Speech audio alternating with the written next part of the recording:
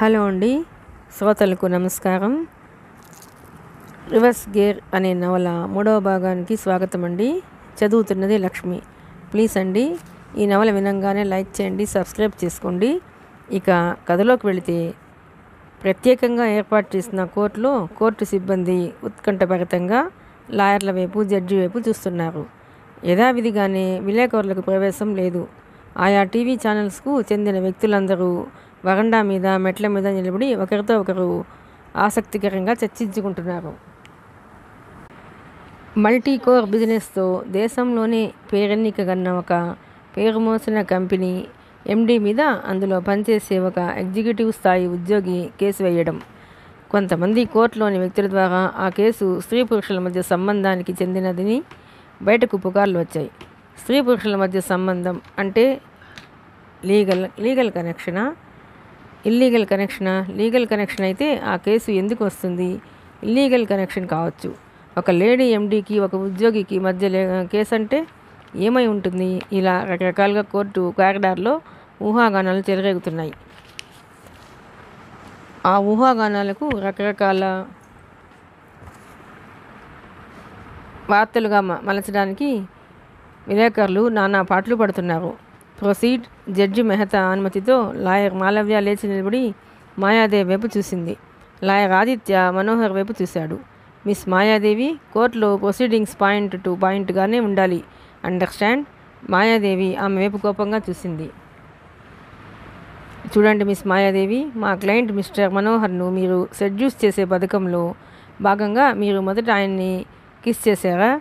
నేను దాన్ని కిస్ అనను. It's an expression of love. Kiss is not at all a crime, no గంభీరంగా ప్రశ్నించింది మాయాదేవి. ఎస్, క్రైమ్ కాదు, కానీ ఈ కేసులో మీరు నా క్లయింట్ను బలవంతంగా కిస్ చేశారు, అవునా కాదా? Yes. Note this point your honour. Judge వైపు చూస్తూ అంది లాయర్ మాలవ్య. ఎక్కడ కిస్ చేశారు? ఆ ప్రశ్నకు బదులు చెప్పలేదు మాయాదేవి. మిస్ మాయా, మిమ్మల్ని జ్ఞాపకం లేదు అంటే దాని అర్థం? చూడండి మిస్ మాయా, ఒక ఏకాంతమైన ఆఫీస్ రూమ్లోకి ఒక ఎంప్లాయీని పిలిచి ముద్దు పెట్టుకోవడం తప్ప కాదా అడిగింది మాలవ్య. మన ఇండియన్స్ ఏకాంతమైన రూమ్లోనే ముద్దు పెట్టుకుంటారు. బహిరంగంగా ముద్దు పెట్టుకోవడం మన సమాజంలో భాగం కాదు అంది మాయాదేవి. ముద్దు పెట్టుకోవడం నేరం కాదా?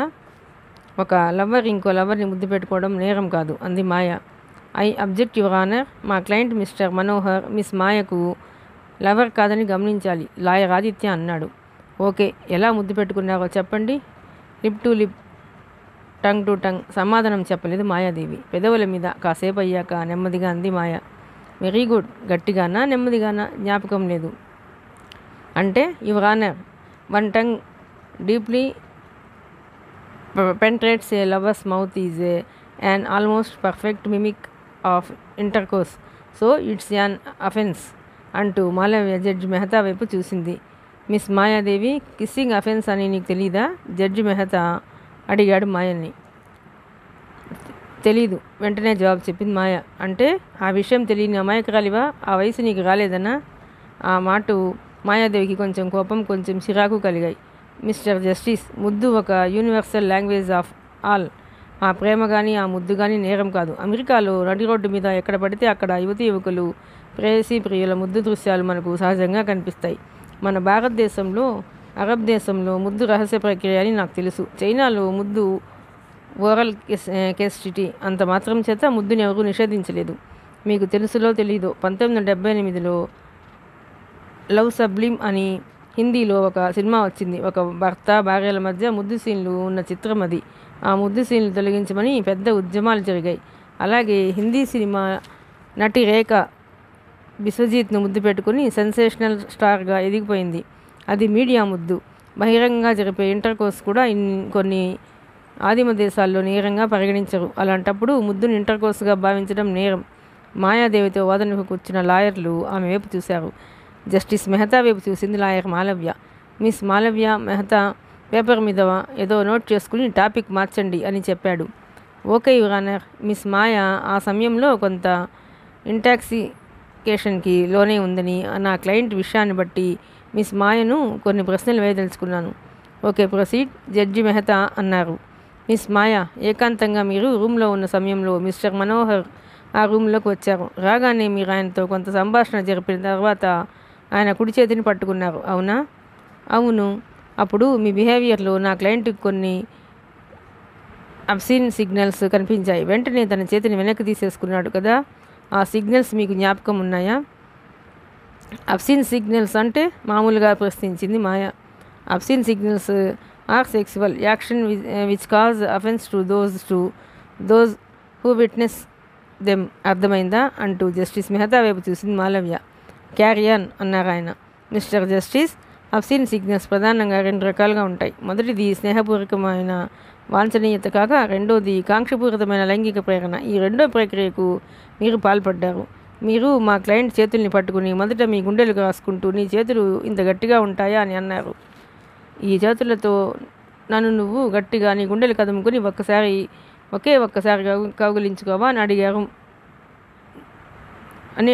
3. నేను ఇలా చేస్తే నీకు ఇష్టమని అడిగారు. 4. ఇక్కడెవరూ లేరు కదా నన్ను కౌగిలించుకొని అన్నారు. కౌగిలించుకోకపోతే గట్టిగా అరిచి గొడవ చేస్తానన్నారు. అవునా? ఇంకా చాలా విధాలుగా నా క్లయింట్ను మీ చర్యలతో రెచ్చగొట్టడానికి ప్రయత్నించారు. మిగతా వివరాలు ఈ పేపర్స్లో ఉన్నాయి. యువర్ ఆనర్, వీటిని అందజేస్తున్నాను అంటూ లాయర్ మాలవ్య ఒక గ్రీన్ ఫోల్డర్ కోర్టు క్లర్క్కు అందివ్వగా ఆ ఫైల్ను కోర్టు క్లర్క్ జస్టిస్ మెహతాకు అందించాడు. జస్టిస్ మెహతా ఆ పేపర్స్ను ఒకసారి తిరిగేసి లాయర్ ఆదిత్య వైపు చూశాడు. సీట్లోంచి లేచి వంగి జస్టిస్ మెహతాకు అభివాదం చేసి, I want to interrogate mister Manohar your honour అన్నాడు. ఎస్ ప్రొసీడ్ అన్నారు జస్టిస్ మెహతా. మిస్టర్ మనోహర్, జరిగిన సంఘటనలు కానీ మీరు చెప్పాల్సిన విషయాలు కానీ మొహమాటం లేకుండా చెప్పండి. ఇక్కడ సిగ్గుపడితే మీరు అపరాధిలా మిగిలిపోతారు అన్నాడు ఆదిత్య. ఎలాంటి విషయాలనైనా నిర్మొహమాటంగా చెప్పొచ్చా అడిగాడు మనోహర్. అందుకే కదా ఈ స్పెషల్ కోర్టు అన్నాడు అతను. మనోహర్ నోటి వెంబడి ఎలాంటి ఆసక్తికరమైన విషయాలు వస్తాయోనని అందరూ ఉత్కంఠభరితంగా ఎదురుచూస్తున్నారు. గుండు సూది కింద పడితే వినిపించేటంత నిశ్శబ్దం అలుముకుంది అక్కడ. మిస్టర్ మనోహర్, మిస్ మాయను ఆఫీస్లో మొట్టమొదటిసారి ఎలా చూశారు అడిగాడు ఆదిత్య. మనోహర్ చెప్పడం ప్రారంభించాడు. ఆదిత్య జస్టిస్ మెహతా వైపు చూశాడు. వాద ప్రతివాదనలు రేపటికి వాయిదా వేయడమైనది అని భారంగా ఊపిరి పీలుస్తూ చేతివాచి వైపు చూసుకున్నాడు జస్టిస్ మెహతా. కోర్టులో సందడి మొదలైంది. ప్రెస్ రిపోర్టర్లు, ఛానల్స్ రిపోర్టర్స్, ఫోటోగ్రాఫర్స్ బారి నుంచి తన కారు దగ్గరికి వచ్చేసరికి మాయాదేవికి తల ప్రాణం తోకకొచ్చింది. పిఏ పక్క సీట్లో కూర్చోగా తను కార్ డ్రైవింగ్ సీట్లో కూర్చుని కార్ స్టార్ట్ చేసి వెహికల్ స్టాండ్ వైపు చూసింది మాయాదేవి. హీరో హోండా స్టార్ట్ చేస్తున్నాడు మనోహర్. అతని చుట్టూ ప్రెస్ రిపోర్టర్లు ఉన్నారు. కోర్టులో కేసును నడుస్తున్నందువల్ల నేనేం చెప్పలేను, సారీ, హీరో హోండా స్టార్ట్ చేస్తూ చెప్పాడు మనోహర్. కొన్ని క్షణాల తర్వాత హీరో హోండా ఆ స్పెషల్ కోర్టు ప్రాంగణం నుంచి రోడ్డు మీదకి వచ్చింది. ఎక్కడైనా వేడిగా కాఫీ తాగితే తప్ప తను రిలాక్స్ కాలేదు. ఆ ఆలోచన రాగా అటు ఇటు చూశాడు. 10 అడుగుల దూరంలో హోల్ కామత్ కనిపించింది. హీరో హోండా ఆపి లోనికి ఏసీ రూమ్లోకి నడిచాడు మనోహర్. మాయాదేవి మారుతి కారు మనోహర్నే ఫాలో అవుతూ ఆ కామత్ హోటల్ ముందే ఆగిందని విషయం అతనికి తెలీదు. ఏసీ రూమ్ చల్లగా ఉంది. బేరర్ వస్తే కాఫీ ఆర్డర్ చేసి ఆలోచిస్తున్నాడు. మాయాదేవి మనస్తత్వం అతనికేమీ అర్థం కావటం లేదు. కాలేజీ రోజుల్లో ఆమెపై తను ప్రత్యేకమైన ప్రేమను వ్యక్తం చేయలేదు. ఆమె మీద తనకేమీ వ్యామోహం కానీ కోరికలు కానీ లేవు. ఎందుకు ఆమెకు తన మీద కక్ష? ఇది కక్ష, ప్రేమ, అణుచుకోలేని ప్రేమ మహోద్ధృతమైన జలపాతంలో ఆ కోరికలా మారి ఆ కోరిక కక్షలా మారుతుందేమో. ఇది స్త్రీల విషయంలో చాలా సహజం అంటాడు చలం. ఈ కోర్టులు, ఈ గొడవలు చివరికి ఏం సాధిస్తుంది మాయాదేవి? ఎలాగైనా తనని పెళ్లి చేసుకుంటుందా? ఆమెను పెళ్లి చేసుకుంటే తను సుఖపడగలడా? లేడు, తను పెళ్లి చేసుకోడు. బేరర్ కాఫీ తెచ్చి టేబుల్ మీద పెట్టాడు. కాఫీ కప్పును అందుకుంటున్న సమయంలో ఒక వ్యక్తి గబుక్కున ఆ కాఫీ కప్పును అందుకుని ఎదురుగా కూర్చోవటం జరిగిపోయింది క్షణాల్లోనే. ఆ వ్యక్తి మాయాదేవి. ఆమెను అక్కడ అలా చూడగానే ఆశ్చర్యపోయాడు మనోహర్. ఒళ్ళు మండిపోయింది అతనికి. సూటిగా ఆమె ముఖంలోకి చూశాడు. ఐబ్రో పెన్సిల్తో దిద్దుకున్న కనురెప్పలు, నుదుటి మధ్యన గుండ్రంగా బొట్టు, వదులుగా వదిలేసిన జుత్తు, ఆ పాయల్లోంచి ప్రవహించే ఫారిన్ షాంపూ స్మైల్, వంటికి స్ప్రే చేసుకున్న ఇంటిమేట్ డ్యూరోడెంటెడ్ సాసర్లో సగం కాఫీని అతని వైపు తోస్తూ, హ్యాబిట్, సగం సగం, ఎప్పటికైనా తప్పదుగా అంది నవ్వుతూ మాయాదేవి నవ్వు బాగుంటుంది. కాలేజీ రోజుల్లో మనోహర్కి మనోహరంగా అనిపించేది ఆ నవ్వే. Rare smile. ప్రీతి జింటా నవ్వే నవ్వులాంటి నవ్వు. కొంతమంది వంటి విరుపుల్లో సెక్స్ అప్పీల్ ఉంటే మరికొంతమంది నవ్వులో సెక్స్ అప్పీల్ ఉంటుంది. కోపంగా ఆమె వైపు చూసి తల తిప్పుకొని బేరర్ని పిలిచి ఇంకో కాఫీ ఆర్డర్ చేశాడు. నేను వదలను. అవసరమైతే రెండోసారి కూడా రేపు చేస్తాను. నువ్వే చేస్తావని ప్రూవ్ చేస్తాను, గుర్తుంచుకో అంది పచ్చిగా మాయాదేవి. ఆ పచ్చితనానికి విస్తుపోయాడు మనోహర్. బేరర్ వచ్చి కాఫీ కప్పును టేబుల్ మీద పెట్టి వెళ్ళాడు. గలగలా తాగుతున్నాడు గబగబా తాగుతున్నాడు మనోహర్. ఈ కోర్టులో ఈ కేసు వదిలడానికి చాలా రోజులు పడుతుంది. నువ్వెందుకు మొండి పట్టుదల పడుతున్నావో నాకు అర్థం కావడం లేదు. చేతికి అందుతున్న స్వర్గాన్ని కాలుదనుకుంటున్నావు. ఆలోచించుకో. కోర్టులో తీర్పు వెలువడే అరగంట ముందైనా నేనంటే నీకు ఇష్టమని చెప్తే నిన్ను నా కంపెనీకి ఎండీని చేస్తాను, నేను నీ భార్యనవుతాను అని ఒక క్షణం ఆగి, ఇవాళ నువ్వు కనీసం లీవ్ అప్లై చేయకుండా అబ్స్కాండ్ అయ్యావు. పర్సనల్ ఆఫీసర్ దగ్గర నుంచి నీకు మెమో రాకుండా ఉండాలంటే నీ హీరో హోండా ఇక్కడ వదిలేసి నా కారు ఎక్కు అందామె. చాలా అసహనంగా ఉంది మనోహర్కి. తాగుతున్న కాఫీని అలాగే వదిలేసి బిల్లు తెచ్చిన బేరర్ చేతిలో 20 రూపాయల నోటు పెట్టి విసురుగా ఏసీ రూమ్లోంచి బయటకు వచ్చాడు. అతని వెనకే బయటకు వచ్చింది మాయాదేవి. కార్ డోర్ తెరుస్తూ హీరో హోండా ఎక్కి అంతే విసురుగా స్టార్ట్ చేశాడు అతను. సాయంత్రం 6 గంటలు దాటింది. హీరో హోండా ఇంటి ముందు ఆగగానే వరండాలో అటు ఇటు కంగారుగా తిరుగుతూ కనిపించిన మేనమామ కుటుంబరావు, తండ్రి సూర్యప్రకాశరావుని చూసి ఆశ్చర్యపోయాడు మనోహర్. సూర్యప్రకాశరావు ఆ సమయంలో ఇంట్లో ఉండటం అరుదు. కుటుంబరావు పంటల సీజన్లో పన్ను మానుకుని ఎందుకు వచ్చినట్లు? ఏం మామయ్య, బాగున్నావా? మెట్ల పక్కన హీరో హోండాని పెట్టి మెట్లెక్కి వరండాలోకి వెళ్తూ అడిగాడు మనోహర్. బాగున్నాం అన్నాడు మేనమామ కుటుంబరావు హీనస్వరంతో. కోర్టు నుంచా ఆఫీస్ నుంచా రావడం? తండ్రి ప్రశ్నించాడు. డాక్టర్ దగ్గర నుంచి చెప్పి లోనికి నడిచాడు. లోపల హాల్లో ఒక పక్క మేనత్త విశాలాక్షి తల్లి గుసగుసలాడుకుంటున్నారు. మనోహర్ని చూడగానే వాళ్ళ గుసగుసలు ఆగిపోయాయి. తన రూమ్లోకి వచ్చి డ్రెస్ చేంజ్ చేసుకుంటున్న సమయంలో మేనమామ తండ్రి ఆ రూమ్లోకి వచ్చారు. మేనమామ కుటుంబరావు డోర్ని దగ్గరగా వేశాడు. ఓరకంటన వాళ్ళని చూస్తున్న మనోహర్కి ఏదో సీరియస్ సంభాషణకు వాళ్ళు ఉద్యుక్తులవుతున్నారనే విషయం అర్థమైంది. ఏమిటి చెప్పండి అన్నాడు బెడ్ మీద కూర్చుంటూ. నువ్వే చెప్పాలి, మేమే వినాలి అన్నాడు తండ్రి సూర్యప్రకాశరావు. ఎక్కడో దగ్గర ఏదో విధంగా కాంప్రమైజ్ కాకపోతే జీవితాలు పాడైపోతాయి. బతుకు కంటే నీకేమీ లెక్క కాకుండా ఉంది ఉద్బోద్ఘాతంగా అన్నాడు కుటుంబరావు. ఎక్కడ కాంప్రమైజ్ కావాలి ప్రశ్నించాడు మనోహర్. నువ్వు ఆ మాయాదేవి మీద పెట్టిన కేసు విత్డ్రా చేసుకో సీరియస్గా చెప్పాడు తండ్రి సూర్యప్రకాశరావు. ఎందుకు చేసుకోవాలి? సూటిగా తండ్రి ముఖంలోకి చూసి ప్రశ్నించాడు మనోహర్. ఇందుకు అంటూ ఒక న్యూస్ పేపర్లోని పేజీని అతడికి చూపిస్తూ. ఇది చదువు అన్నాడు మేనమామ కుటుంబరావు. న్యూస్ పేపర్స్లో ఈ కేసు న్యూస్ ప్రతిరోజు వస్తోంది. చిన్న చిన్న ఊహాగానాలతో ఇది సర్వసాధారణమే. ఇంతకు పూర్వం పత్రికల్లో రియల్ న్యూస్లు వచ్చేవి. ఇన్వెస్టిగేషన్ జర్నలిజం పేరిట, స్క్రిప్ట్స్ పేరిట ఇష్టం వచ్చిన కథలు, ఎడిటోరియల్స్ రాసేస్తున్నారు ఈ మధ్య. డబ్బు, విలువైన బహుమతులు, మందు పార్టీలు ఇచ్చిన వాళ్ళకి అనుగుణంగా ఎడిటోరియల్స్ రాసే ఎడిటర్లు కొంతమంది తయారయ్యారు. వీళ్ళు న్యూస్ జాకాల్స్. పవిత్రమైన జర్నలిజాన్ని స్వార్థ ప్రయోజనం కోసం ఉపయోగించుకుంటూ ఫోర్త్ ఎస్టేట్ని ఫాల్స్ ఎస్టేట్స్గా మార్చేస్తున్నారు. ఇలాంటి న్యూస్లు ఈ పేపర్లోనే కాదు, అన్ని పేపర్స్లోనూ వచ్చాయి అన్నాడు మనోహర్ విసురుగా. అది కాదు, ఇది ముందు చదువు అంటూ పేపర్ని చేతిలో పెట్టాడు మేనమామ కుటుంబరావు. అది జనాంధ్ర దినపత్రిక సెకండ్ పేజీలో బాక్స్ కట్టి వేసిన 3 కాలాల ఐటమ్. అది హైదరాబాద్, జూన్ 22. హైదరాబాద్కు చెందిన Maya enterprises private limited MD miss Mayadevi, ఆ కంపెనీలో ఉన్నతోద్యోగి అయిన ఎం మనోహర్ల మధ్య జరుగుతున్న కోర్టు కేసుకు సంబంధించిన వాదోపవాదాల గురించి మా పాఠకులకు తెలుసు. ఇది ఇద్దరు స్త్రీ పురుషుల వ్యక్తిగతమైన విషయం అయినప్పటికీ పబ్లిక్లోకి వచ్చిన విషయం కాబట్టి దీనివల్ల పాఠకులు చాలా ఉత్సాహం చూపుతున్నారన్న విషయం మా దృష్టికి వచ్చింది.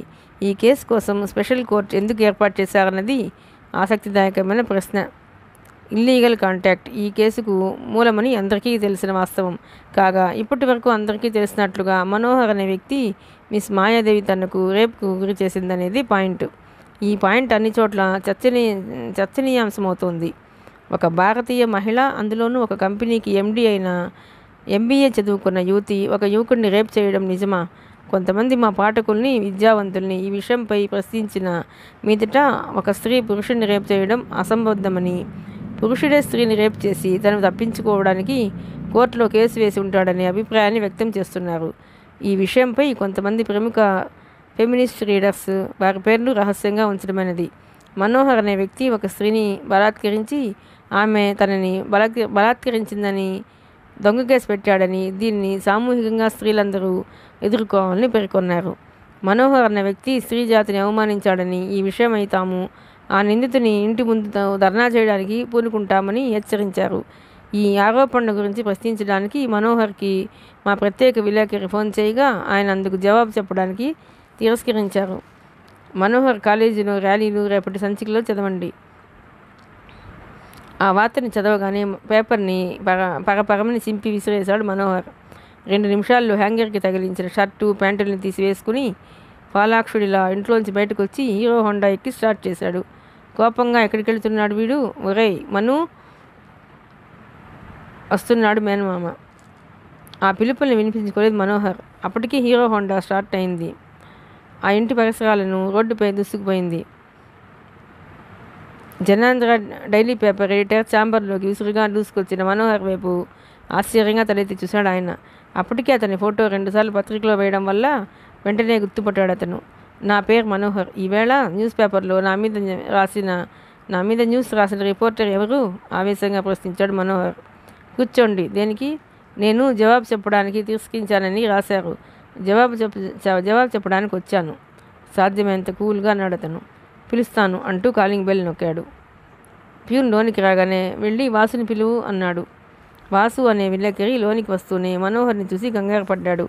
ఎడిటర్ పెద్ద జాకాల్ అయితే వీడొక చిన్న జాకాల్, ట్రైనీ జాకాల్. వాసు వైపు ఒకసారి చూసి ముందుకు దూసుకెళ్ళి అతని షర్ట్ పట్టుకున్నాడు.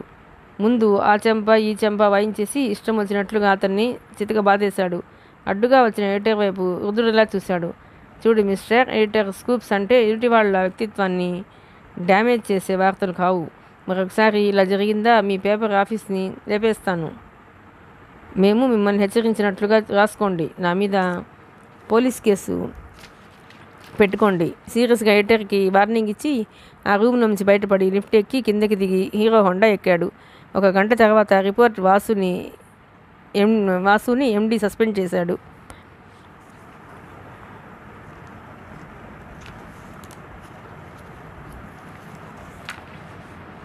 మర్నాడు ఉదయం 10 గంటలు పర్సనల్ ఆఫీస్ ఎదురుగా నిల్చున్నాడు మనోహర్. ఈ పరిస్థితుల్లో మీ లీవ్ని యాక్సెప్ట్ చేయడం లేదా రిజెక్ట్ చేయడం నా చేతుల్లో లేవు. యాక్సెప్ట్ చేయడం లేదా రిజెక్ట్ చేయడం నా చేతుల్లో లేవు ప్లీజ్, ఎండీ చెప్పాడు అతను.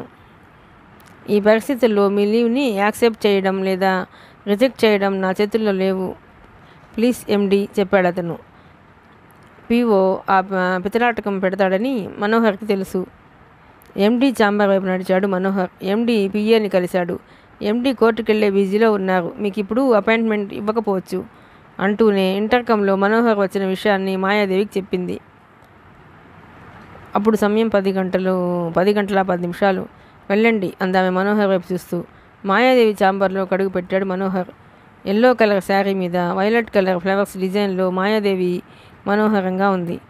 ఏం పని అడిగింది ఏదో ఫైల్ చూస్తూ మాయాదేవి. Leave letter. నిన్న నువ్వు చెప్పకుండా మానేశావు. కోర్టు పని వల్ల చెప్పాడు అతను. ఇష్టం వచ్చినట్లు చెప్తే సరిపోదు అందామె సొగసుగా. నాకు 10 రోజులు లీవ్ కావాలి. ఏ కంపెనీలో పనిచేసే ఉద్యోగికైనా కోర్టుకు వెళ్లాల్సి వచ్చినప్పుడు లీవ్ పెట్టుకునే సౌకర్యం ఉంది అంటూ లీవ్ లెటర్ని కోర్టు ప్రొసీడింగ్స్ని ఆమె టేబుల్ మీద పెట్టాడు. కోర్టు ప్రొసీడింగ్స్ని అడ్డం పెడతాడని ఊహించని మాయాదేవి బిన్నురాలైంది. అయినా క్షణాల్లోనే తేరుకుందామే. ఏదో ఒక నెపంతో మనోహర్ని కోర్టుకు వెళ్లకుండా ఆపగలిగితే తాను గెలుస్తుంది. మనోహర్ తన సొంతమవుతాడు. ఇదే మాయాదేవి ఉద్దేశం తప్ప శాశ్వతంగా అతన్ని ఓటమికి గురి చేయటం కాదు. ఏం చేయాలో నాకు తెలుసు అన్నట్లు తల పంకించి ఇంటర్కమ్ ప్రెస్ చేసింది మాయాదేవి. సరిగ్గా 11 గంటలకు కోర్టు ప్రొసీడింగ్స్ ప్రారంభమయ్యాయి. చెప్పండి మిస్ మాయాదేవి, లిఫ్ట్లో మిస్టర్ మనోహర్ని చూశారని మీరు ఒప్పుకున్నారు కదా, ఆ తర్వాత ఏం జరిగింది అడిగింది lawyer Malavya. Justice Mehta, justice Pramila రాణిల ఎదుట ఉన్న టేప్ రికార్డర్ స్టార్ట్ అయింది. మాయాదేవి చెప్పటం ప్రారంభించింది. సరిగ్గా 6 నెలల క్రితం లిఫ్ట్లో మొట్టమొదటిసారి మనోహర్ని చూశాను. 3 రోజుల తర్వాత కార్ పార్కింగ్ దగ్గర అతను నాకు కనిపించాడు. నవ్వాడు. నేను నవ్వలేదు. తర్వాత నన్ను ఫాలో అయ్యి సూపర్ మార్కెట్కి వచ్చాడు. అప్పుడు అతను నా దగ్గరికి వచ్చి, మాట్లాడితే ముత్యాలు కాలిపోతాయా అని అన్నాడు. అతని వైపు కోపంగా చూసి వెనక్కి వచ్చేసాను. తర్వాత ఒకరోజు రాత్రి 11 గంటల సమయంలో నేను స్టార్ టీవీలో బోల్డ్ అండ్ బ్యూటిఫుల్ ప్రోగ్రాం చూస్తున్న సమయంలో ఫోన్ మోగింది. ఆ సమయంలో నాకు ఫోన్ చేసేవారెవరు అని అనుకుంటూ ఫోన్ రిసీవర్ అందుకున్నాను. చెప్పటం ఆపింది మాయాదేవి. మిస్ మాయాదేవి, ఆ రోజు ఏ తేదీయో జ్ఞాపకం ఉన్నాయా అడిగింది మాలవ్య. చెప్పగలను, మార్చి 2, ఎందుకంటే మా కంపెనీ పేరే అది, చెప్పింది మాయాదేవి. సంఘటన వివరాలు చెప్పండి అంది మాలవ్య. హలో, నేనే అన్నాడు అతను. నా ఫోన్ నెంబర్ కనుక్కొని అతను నాకు ఫోన్ చేయడం సరదా అనిపించింది. నీకు తెలుసా, రేఖ లాంటి అందం నీది, అప్పటికీ ఇప్పటికీ అని తన సంభాషణ కొనసాగించాడు మనోహర్. అయితే మనోహర్ నాతో మాట్లాడిన మాటల్ని యథాతథంగా చెబుతున్నాను యువర్ ఆనర్ అంది మాయాదేవి. చెప్పండి. బాత్రూంలో దుస్తులన్నీ విప్పేసి మీరు షవర్ బాత్ చేస్తున్నప్పుడు మీరు ఎలా ఉంటారో ఊహించుకుంటుంటే నాకెంత థ్రిల్లింగ్గా ఉంటుందో తెలుసా. మీరు అలా ఉన్నప్పుడు మీ ఎర్రటి పెదాలను ముద్దు పెట్టుకుంటే ఎలా ఉంటుంది అని అన్నాడు మనోహర్. వెంటనే నేను ఫోన్ పెట్టేశాను. మనోహర్ అలా మాట్లాడతాడని నేను ఊహించలేదు. మళ్ళీ 4 రోజుల తర్వాత నా పేరు మీద ఒక గిఫ్ట్ ప్యాకెట్ను రెసిడెన్స్ సెక్యూరిటీ గార్డ్ ద్వారా పంపాడు మనోహర్. అందులో ఏముంది అడిగారు మహిళా జడ్జి ప్రమీలారాణి. వెంటనే చెప్పింది మాయాదేవి. సిగ్గుపడ్డారు ప్రమీలారాణి తలదించుకుందామే. ఆ ప్రశ్న ఎందుకేసానా అన్నట్టుగా. పింక్ కలర్ బ్రా. ఆ మరుక్షణంలోనే మనోహర్ దగ్గర నుంచి నాకు ఫోన్ వచ్చింది. గిఫ్ట్ అందింది కదా, మీకు కొంచెం లూజ్ అవుతుందేమో, ఈసారి నాకు ప్రాబ్లం ఉండదు, మీ సైజ్ నాకు తెలుస్తుంది కదా అన్నాడు. అప్పుడు మీరేమన్నారు అడిగింది మాలవ్య. నేనేమంటాను, ఫోన్ కట్ చేశాను కొంచెం కోపాన్ని వ్యక్తం చేస్తూ చెప్పింది మాయాదేవి. తర్వాత ఒకరోజు బాత్రూంలోంచి టవల్ చుట్టుకొని బయటకు వచ్చి బెడ్రూమ్లోకి ప్రవేశించాను. అక్కడ డ్రెస్సింగ్ టేబుల్ దగ్గర ఉన్న మనోహర్ని చూడగానే భయపడ్డాను. నా బెడ్రూమ్లో మనోహర్ అలా రాగలడని నేను ఊహించలేదు. కెవ్వున అరచి బయటికి వెళ్ళిపోయాను. అతను పరుగున నా ఎదురుగా వచ్చి నిలబడ్డాడు. మీ అందాన్ని చూస్తాను తప్ప మిమ్మల్ని ఏమీ చెయ్యను. కాలేజీ రోజుల నుంచి మీరంటే నాకు పిచ్చి ఇష్టం. I like your body shapes. ఆడవాళ్ళ నగ్నదేహాన్ని చూడాలని ఆకాంక్ష తప్ప వాళ్ళని ఏమీ చేయాలనే కోరిక నాకు ఎప్పుడూ ఉండదు. సో మీరు ఇప్పుడు పని చెయ్యాలి, నా ఎదురుగా డ్రెస్ చేంజ్ చేసుకోవాలి. మీరు డ్రెస్ చేంజ్ చేసుకుంటుంటే నేను ఫోటోలు తీసుకుంటాను. ఎప్పటి నుంచో మీ నగ్నదేహాన్ని ఫోటో తీయాలని నా కోరిక అని అన్నాడు. అప్పుడు మీరేం చేశారు అడిగింది మాలవ్య. నువ్వు ఇప్పుడు బయటకు వెళ్ళకపోతే పోలీసుని పిలుస్తాను గట్టిగా అన్నాను. అతను నా మాటల్ని లక్ష్య పెట్టలేదు. మర్యాదగా నువ్వు నేను చెప్పినట్టు చేయకపోతే నిర్దాక్షిణ్యంగా చచ్చిపోతావు. నీ దేహం మీద నాకున్న కోరిక లాంటిది. నిన్ను చంపేసి ఆ శవానికి ఫోటోలు తీసుకుని హాయిగా వెళ్ళిపోతాను. నువ్వు పోలీసులకి రిపోర్ట్ చేస్తే నువ్వే నన్ను రమ్మన్నావని సాక్ష్యాలతో సహా నిరూపిస్తాను అన్నాడు అతను. ఆ సమయంలో అతను చెప్పినట్లుగా చేయడం తప్ప నాకు గత్యంతరం లేకపోయింది. అతను మెయిన్ డోర్ క్లోజ్ చేసి వచ్చాడు. నేను డ్రెస్సింగ్ టేబుల్ ముందుకి వంటికి చుట్టుకున్న టవల్ని కిందకు చేర్చాను. నా నగ్నమైన ఎర్రటి దేహం వైపు అతను ఆకలిగా చుట్టం ప్రారంభించాడు. తర్వాత నేను ఎల్లో కలర్ బ్రా అందుకుని వేసుకోబోతుండగా నా వంటికి బ్లూ కలర్ బ్రా మ్యాచ్ అవుతుందని మనోహర్ కామెంట్ చేశాడు. బ్రా తర్వాత లంగా వేసుకున్న తర్వాత చీరా జాకెట్లు వేసుకున్నాను. అతను నన్ను ఫోటోలో తీస్తూనే ఉన్నాడు. 15 గంట తర్వాత అతను ఆ రూమ్లోంచి బయటకు వెళ్ళిపోయే ముందు నాకు దగ్గరగా వచ్చాడు. నా ఫ్లాట్కి ఎప్పుడు వస్తారు అని అడిగాడు. ఎందుకు అడిగాను నేను. మీ నగ్నందాలు క్యాబినెట్ సైజులో ఫోటోలుగా నా బెడ్రూమ్లో అలంకరించబడి ఉంటాయి. మిమ్మల్ని మీరు చూసుకోవాలనుకున్నప్పుడు నా రూమ్కి రావచ్చు అని నవ్వాడు అతను. చెప్పడం ఆపింది miss Mayadevi. This is unscrupulous అన్నారు justice Pramilarani. Are you believing అడిగాడు జస్టిస్ మెహతా. ఒక ఆడపిల్ల ఒక అరుదైన నగ్న సందర్భాన్ని పూర్తిగా విడమర్చి చెప్పడం అక్కడున్న లాయర్లకు వింతగా అనిపించింది. ఇదంతా నిజమేనా? లాయర్ మాలవ్యకు కూడా మనోహర్ మీద అనుమానం వస్తుంది. అనుపైకి కనిపించేటంత అమాయకుడు కాదేమో. అనవసరంగా అతని కేసును తను టేకప్ చేసిందేమో. హిప్నటిస్ట్ ద్వారా సైకియాట్రిస్ట్ ద్వారా అతన్ని టెస్ట్ చేయిస్తే ఆలోచిస్తోందామె. చెప్పండి అంది మాలవ్య తేరుకుని మాయాదేవి వైపు చూస్తూ. ఆ సంఘటన జరిగిన వారం రోజుల తర్వాత ఒకరోజు రాత్రి 8 గంటల సమయంలో ఫోన్ వచ్చింది. మాయాదేవి, మిమ్మల్ని నేను అల్లరి చేయడం లేదు, ప్రేమిస్తున్నాను. కాలేజీ కుర్రాడిలా వాల్ పోస్టర్ మీద అర్ధనగ్నపు దారాన్ని చూసి ప్రేమించే ప్రేమ కాదు, రియల్ లవ్. అలాగే మీ పరువు తీసే ఆలోచన కూడా నాకు లేదు. ఎందుకంటారా, ప్రేమ శారీరక ఆకర్షణలోంచి మొదలై లైంగిక ఆకర్షణగా మారుతుంది. లైంగిక ఆకర్షణ శారీరక కలయికగా మారుతుంది. ఆ శారీరక కలయిక తర్వాత నిజమైన ప్రేమ అనుభూతి ఏర్పడుతుంది. So I like your body and body language తర్వాత సెక్స్ అన్నాడు మనోహర్.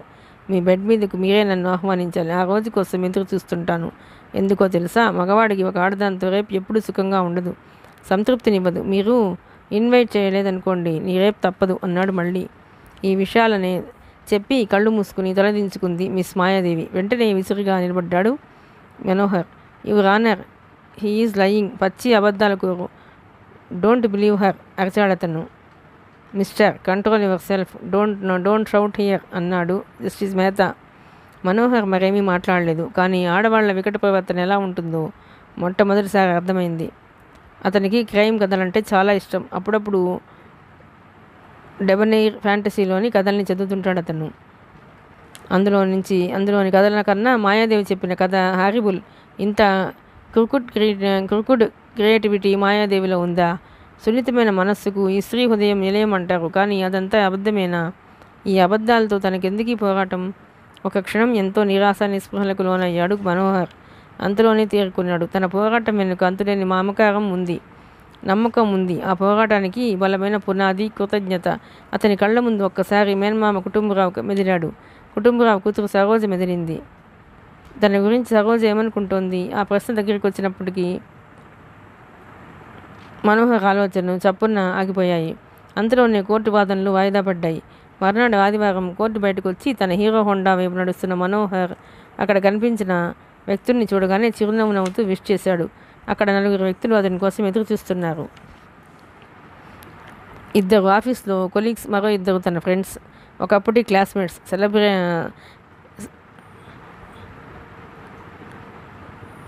సెక్రటరియేట్లో పనిచేస్తుంటారు. కాసేపు కబుర్లయ్యాక కాసేపు బార్లో రిలాక్స్ అవుదాం. మనోహర్ ప్రమేయం లేకుండానే ప్రపోజ్ చేశాడు కృష్ణవేలు అనే మిత్రుడు. కాదని లేకపోయాడు మనోహర్. ఊరు శివార్లలో ఉప్పల్ దాటాక వరంగల్కి వెళ్లే దారిలో ఉన్న దాబాకం బార్లో కూర్చున్నారు మిత్రులందరూ. ఫుల్ బాటిల్ రాయల్ చేంజ్తో పాటు వెజిటబుల్ సలాడ్, జీడిపప్పు ప్లేట్లలో వచ్చాయి.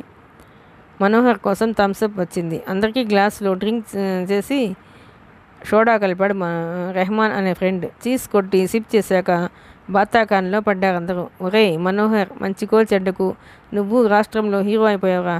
కానీ నాకు చిన్న డౌట్. సిగరెట్ వెలిగిస్తూ పీటర్ అనే ఫ్రెండ్ అన్నాడు. నీ డౌట్ తర్వాత, నాకు కూడా ఓ డౌట్ ఉంది, నువ్వు ముందడుగు, పటేల్ అనే ఫ్రెండ్ అన్నాడు.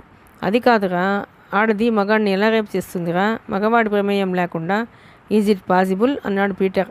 ఒరే ఇడియట్, వాత్సాయనుడి కామసూత్రాలు నువ్వు ఎప్పుడైనా చదివావా? ఉపరతి అనే ప్రక్రియ స్త్రీకి మాత్రమే ఉద్దేశించబడినది. భార్యాభర్తలు కానీ ప్రేయసీ ప్రియులు కానీ జరిపే సున్నితమైన లైంగిక ప్రక్రియను ఉపరతి అంటారు. అంటే ఈ ప్రక్రియలో స్త్రీ తీసుకునే చొరవే ఎక్కువగా ఉంటుంది. మగవాడి ఇష్టం లేకుండా స్త్రీ జరిపే ఈ ప్రక్రియనే ఆడది జరిపే రేప్ అనొచ్చు. ఏమంటావు మనోహర్, నీ విషయంలో జరిగేది ఇలాగే జరిగిందా? శాస్త్రులు అనే ఫ్రెండ్ అన్నాడు. దాదాపు అంతే అన్నాడు మనోహర్.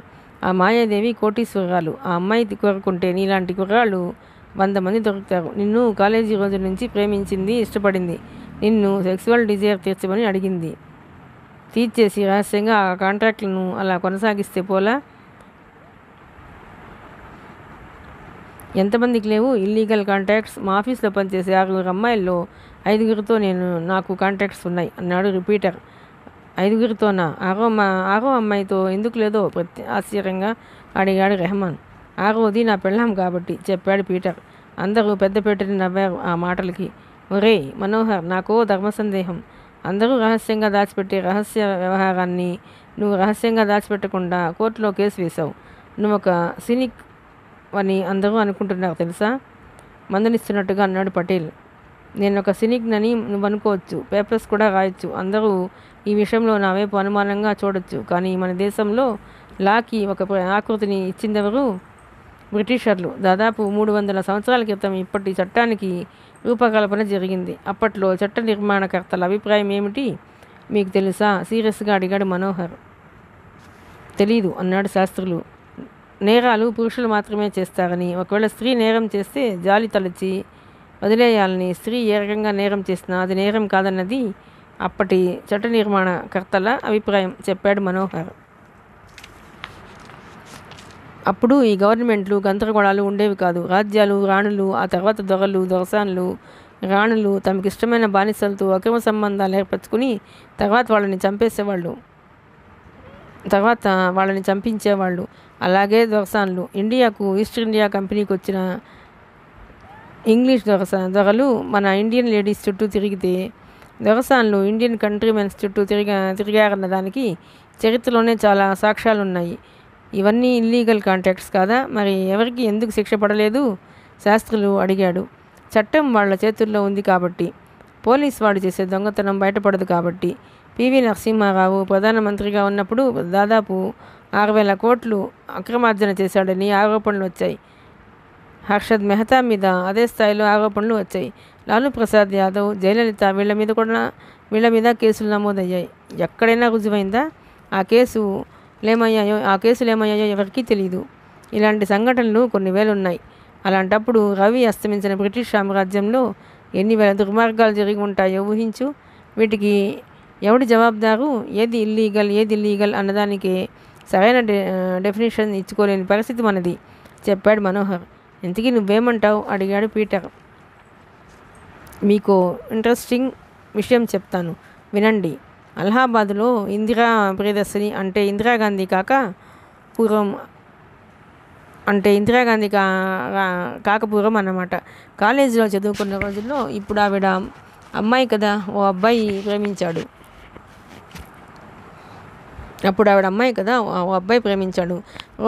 రోజు కాలేజీకి వెళ్తున్నప్పుడు వస్తున్నప్పుడు వెంటపడేవాడు. ధైర్యం చేసి లవ్ లెటర్స్ కూడా రాశాడు. గ్లాసులోని కూల్ డ్రింక్ను తాగడానికి ఒక క్షణం ఆగాడు మనోహర్. ఇందిరాగాంధీకి లవ్ లెటర్సా? నేను ఎప్పుడూ వినలేదే. Very interesting. నీ కేసు కన్నా ఈ కేసు బాగుంది అన్నాడు శాస్త్రులు. చూసి ఇందిరాగాంధీ ఓ పని చేసింది. ఇంటికి పిలిచి పోలీసులతో కొట్టించిందా? అడిగాడు పీటర్ ఆతృతగా. ఓ సాయం పూట ఇంటికి పిలిచింది. నేచురల్గా ఆ కుర్రాడు భయపడిపోయాడు. అయినా సరే ధైర్యంగా వెళ్ళాడు. ఇందిర స్వయంగా అతనికి టీ ఆఫర్ చేసింది. అప్పుడు అతడిని ఇలా అడిగింది. చూడు మిస్టర్, నువ్వు నన్ను ఎందుకు ప్రేమిస్తున్నావు? తెలీదు. దేనికి ప్రేమిస్తున్నావు? తెలీదు. ఎందుకు లెటర్ రాశావు? ప్రేమిస్తున్నాను కాబట్టి. ప్రేమంటే ఏమిటి? తెలీదు. చూడు మిస్టర్, ముందు ప్రేమకు డెఫినేషన్ తెలుసుకో, తర్వాత నన్ను ప్రేమించు అన్నదట ఇందిర.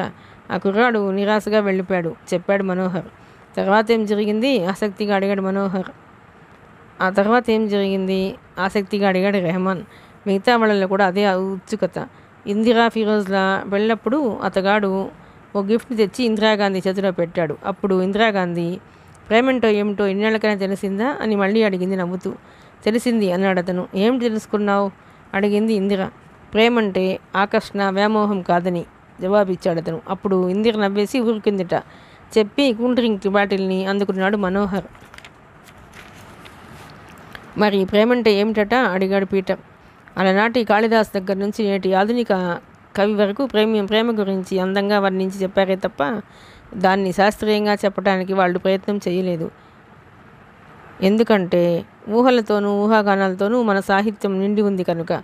ఏ సాహిత్యానికైనా సైంటిఫిక్ అవుట్లుక్ ఉండాలి. సీరియస్ లిటరేచర్కు కానీ కమర్షియల్ లిటరేచర్కు కానీ శాస్త్రీయ అవగాహనే పునాది. ఎన్నో పరిశోధనల అనంతరం విదేశీ సైంటిస్టులు కానీ సైకలాజిస్టులు చెప్పిన విషయం ఏమిటంటే love is a chemical reaction అని. వయోభేదం దృష్ట్యా ఆ కెమికల్ రియాక్షన్ మారే స్థాయి బట్టి బాల్య ప్రేమ, యవ్వన ప్రేమ, వృద్ధాప్యపు ప్రేమ, దంపతుల ప్రేమ, ప్రేమికుల ప్రేమ, ఇలా రకరకాలుగా ప్రేమలుంటాయి. సైంటిఫిక్గా లవ్ని నిర్వచించాడు మనోహర్.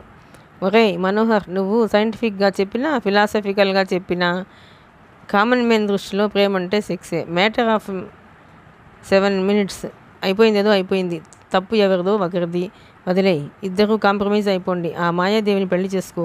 ఈ అమెరికాలో వెళ్ళిపోయి హాయిగా ఉండు. ఇది నా సలహా, శాస్త్రులు అభిమానంగా అన్నాడు.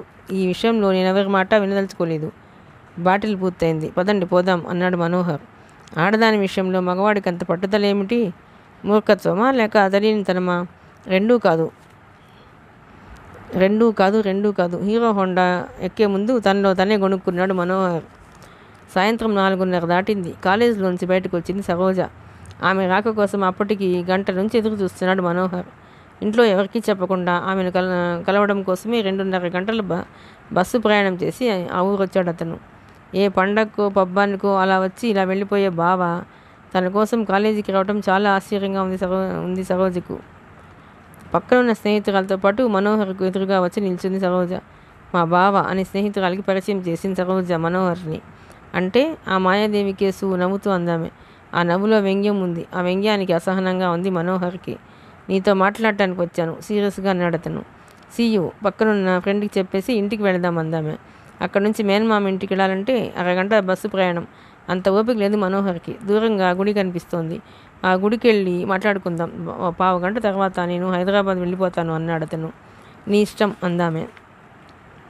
ఊరి శివార్లలో ఉన్న గుడి అది. ప్రతి సోమవారం నాడు మాత్రమే అక్కడ సందడిగా ఉంటుంది. గర్భగుడిలోంచి పూజారి చదువుతున్న మంత్రాలు వినిపిస్తున్నాయి. వాటికి దూరంగా పెద్ద మర్రి చెట్టు కింద కూర్చున్నారు ఇద్దరు. చాలామందికి చిన్నప్పుడు బాల్యంలో జరిగే చిన్న విషయాల పట్ల ఆసక్తి ఉండదు, జ్ఞాపకము ఉండదు. ఆ చిన్న విషయాలే ఈనాటి పెద్ద విషయాలకు, జీవితంలోని కొన్ని ముఖ్యమైన సంఘటనలకు దారితీస్తాయన్న స్పృహ కూడా ఉండదు. బాల్యాన్ని మర్చిపోతే మన జీవితాన్ని మనం మర్చిపోయినట్లే. మనోహర్ బాల్యంలో తీపి గుర్తులేం లేవు.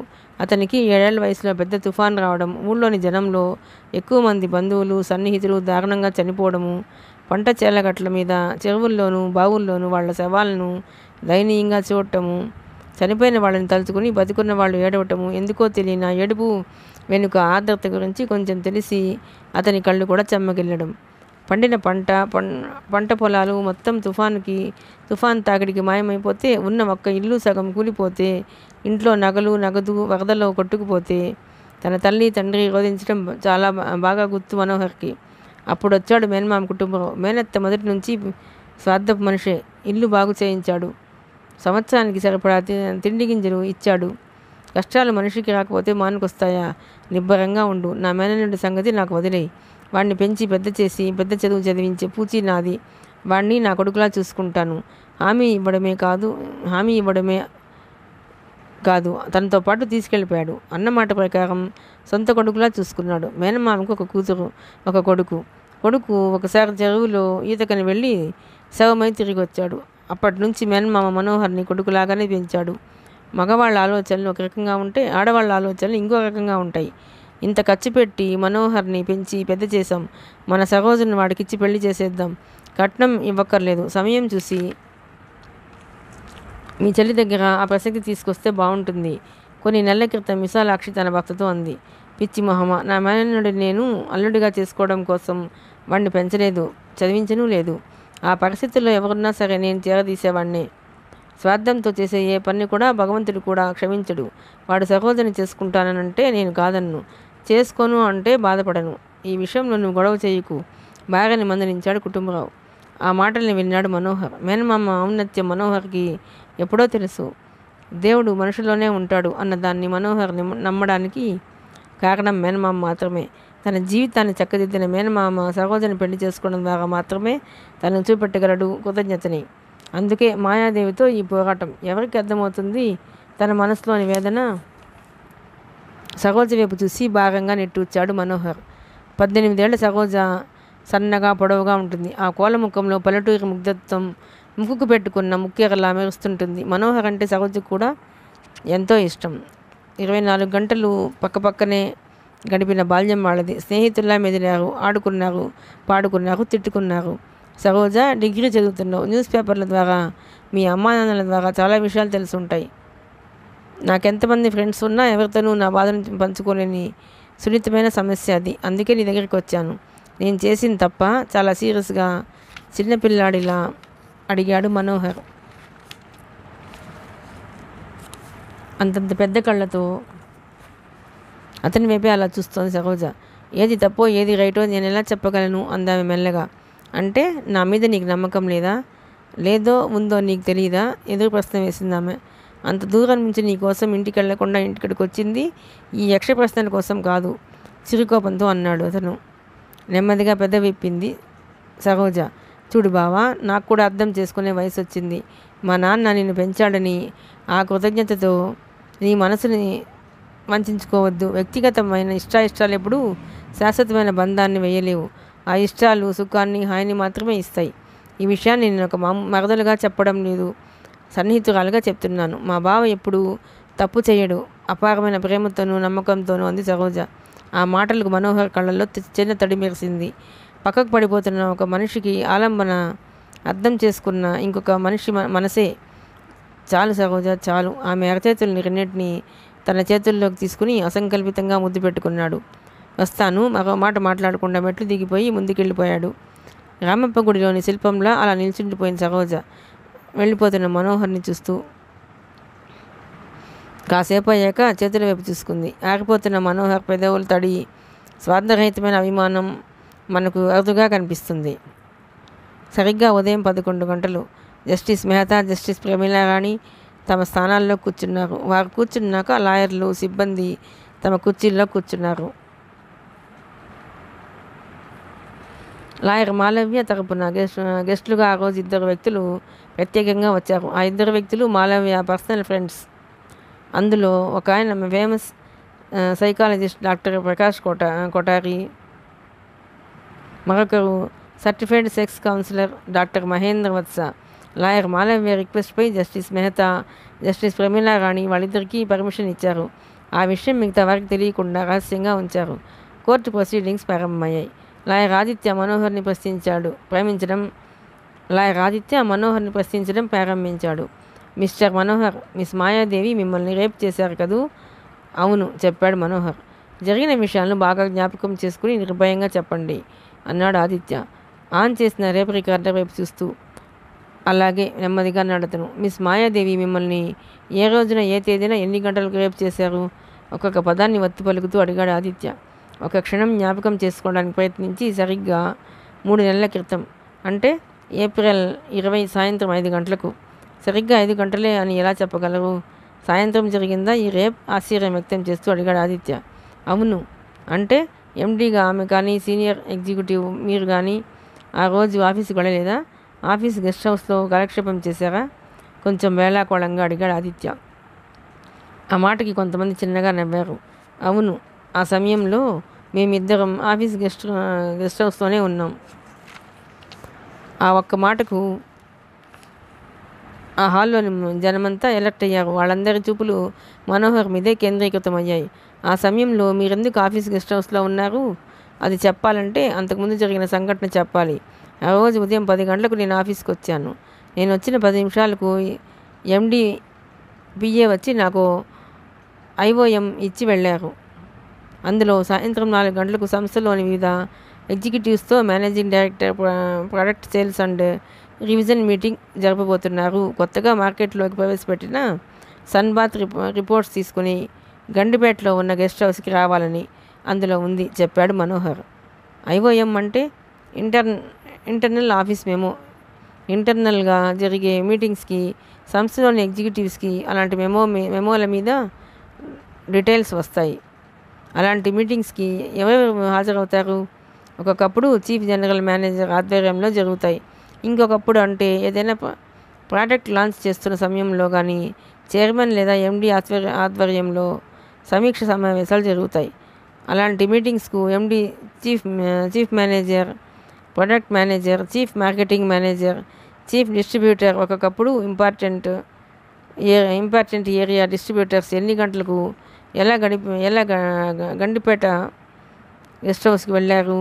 సరిగ్గా 3:55 నాకు సంబంధించిన ఫైల్స్తో వెళ్ళాను. తర్వాత అప్పటికే అక్కడ ఎండి కారు పోర్టికోలో పార్క్ చేసి ఉంది. మీరెలా వెళ్ళారు? నా హీరో హోండా మీద. తర్వాత అక్కడున్న సెక్యూరిటీ గార్డుతో నేను ఎందుకు వచ్చానో చెప్పి నా హీరో హోండాని పార్క్ చేసి గెస్ట్ హౌస్ లోపలికి ప్రవేశించాను. తర్వాత 10 నిమిషాల తర్వాత చిన్నగా ఏదో శబ్దం వినబడితే తలెత్తి చూశాను. మెట్ల చివర మిస్ మాయాదేవి నాకు కనిపించగానే లేచి నిలబడ్డాను. వచ్చావా? ఎంతసేపు అయింది వచ్చి అని అడిగిందామె. 10 నిమిషాలైంది చెప్పాను నేను. అలా సైలెంట్గా వచ్చి మూగవాడిలా కూర్చునే బదులు పిలవచ్చుగా అందామె నవ్వుతూ. ఏమని పిలవాలి? ఎవరిని పిలవాలి? నాలో నేనే ప్రశ్న వేసుకున్నాను. మేడం మీదకి రా, మాట్లాడుకుందాం అందామె. ఫైల్స్తో పాటు వెళ్ళారు. మేడ మీద ఎన్ని రూమ్స్ ఉన్నాయి అడిగాడు ఆదిత్య. ఒక విశాలమైన హాలు, ఆ పక్కన నా బెడ్రూమ్ చెప్పాడు. హాల్లో కూర్చున్నారా, బెడ్రూమ్లో కూర్చున్నారా? బెడ్రూమ్లోనే. మిస్ మాయాదేవి మిమ్మల్ని ఇన్వైట్ చేశారా? అవును, నేను ఫైల్స్తో పాటు హాల్లోని సోఫా వైపు వస్తుండగా మిస్టర్ మనోహర్ ఆ ఫైల్స్ను సోఫా మీద పడేసి మీరు బెడ్రూమ్కి రండి అని తన బెడ్రూమ్లోకి వెళుతూ అందామె. ఆమె చెప్పినట్లుగానే చేశాను నేను. మాయాదేవి మిమ్మల్ని సెడ్యూస్ చేస్తుందని మీకెప్పటి నుంచో అనుమానం ఉన్నప్పుడు ఆమె గెస్ట్ హౌస్కి రమ్మనగానే ఎలా వెళ్ళారు? వెళ్ళారే అనుకోండి, అక్కడ మీరు తప్ప మరెవరూ లేనప్పుడు వెనక్కి ఎందుకు తిరిగి వెళ్ళలేదు? ఒకవేళ ఉండిపోయిన హాల్లో కూర్చోక బెడ్రూమ్లోకి ఎందుకు వెళ్ళిపోయారు? ఆదిత్య ప్రశ్నలకు మనోహర్ వెంటనే సమాధానం ఇవ్వలేకపోయాడు. అవును, అప్పుడు అలా చేసి ఉండవలసింది కాదేమో అని అనుకున్నాడు మనోహర్. ఓకే, ఆ బెడ్రూమ్ ఎలా ఉంది? చాలా అందంగా. అంటే ఆ బెడ్రూమ్ని మీరు చూడగానే ప్రత్యేకంగా డెకరేట్ చేసినట్లుగా కనిపించిందా? లేదు, ఒక ఇంగ్లీష్ సినిమాలో మనం చూసే గుండ్రటి ఫోమ్ బెడ్, ఆ పక్కన నిలువెత్తు డ్రెస్సింగ్ మిర్రర్, దానికి ఆనుకుని టేబుల్ మీద రకరకాల కాస్మోటిక్స్, ఆ బెడ్కు ఒడివైపు 4 చైర్స్, వాటి మధ్య అందమైన గ్లాస్ టీపాయ్, అటు ఇటు నిలువెత్తు అమ్మాయిల పాలరాతి విగ్రహాలు, ఆ ప్రక్కన ప్రత్యేకంగా సోఫా. నేను కుర్చీలో కూర్చున్నాను, తను సోఫా మీద కూర్చుంది. చెప్పడం ఆపాడు. ప్లీజ్ కంటిన్యూ అన్నాడు Aditya. Can we had some water అడిగాడు మనోహర్ కర్చీఫ్ నుదుట పట్టిన చెమటను తుడుచుకుంటూ. అంత సీరియస్ సమయంలో ఆ మాటకు హాల్లోని వారంతా ఒక్కసారిగా నవ్వారు. కోర్టు ప్యూన్ గ్లాస్తో నీళ్లు తెచ్చిచ్చాడు. తాగి ఊపిరి పీల్చుకున్నాడు మనోహర్. సైకియాట్రిస్ట్, సెక్సాలజిస్టులు మనోహర్ వాంగ్మూలంలో అక్కడికక్కడ తమ అవసరమైన పాయింట్లను నోట్ చేసుకున్నారు. మరో పక్కన మాయాదేవి స్పందనను అంచనా వేయడానికి ప్రయత్నిస్తున్నారు. ప్లీజ్ కంటిన్యూ అన్నాడు ఆదిత్య. ఎగ్జిక్యూటివ్స్ రివిజన్ మీటింగ్స్ అన్నారు. ఎవరూ కనిపించడం లేదే అడిగాను నేను. ఆమె సమాధానం చెప్పలేదు. బదులుగా ఏం తీసుకుంటావు, కూల్ డ్రింక్ హాట్ డ్రింక్ అని అడిగింది ఆమె. సడన్గా చప్పుడైతే గోడల వైపు చూశాను. ఏసీ ఆన్ అయిన చప్పుడు. అప్పటి వరకు నాకు తెలియదు అక్కడ కరెంట్ లేనట్లు. ఏసీ ఆన్ అయిన వెంటనే మిస్ మాయాదేవి లేచి బెడ్రూమ్లోకి మెయిన్ డోర్ దగ్గరికి వచ్చి ఆ డోర్ని దగ్గరగా వేసింది. కర్టెన్ సర్దింది. పోనీ హాట్ డ్రింక్కు మొహమాట పడితే సాఫ్ట్ డ్రింక్ తాగు, వైన్ లేదా టిన్ బీర్ బాగుంటుంది అందామె. కూల్ డ్రింక్ చాలు అన్నాడు. నవ్విందామె. లోపల రూమ్లోకి వెళ్ళి థమ్స్అప్ కూల్ డ్రింక్ను గ్లాస్లో తెచ్చింది. టీ పాయ మీద పెట్టిందామె. చెప్పడం ఆపాడు మనోహర్. అంటే మీరెప్పుడు హాట్ డ్రింక్స్ తీసుకోలేదా? కనీసం బీర్ అయినా ప్రశ్నించాడు ఆదిత్య. లేదు. హాట్ డ్రింక్స్ లేదా బీర్ టేస్ట్ కూడా మీకు తెలీదా? తెలీదు. మిస్ మాయాదేవి థమ్స్అప్ బాటిల్ను తెచ్చి ఇచ్చారా? ఆ డ్రింక్ను గ్లాస్లో పోసి ఇచ్చారని చెప్పానుగా కొంచెం విసుగ్గా అన్నాడు మనోహర్.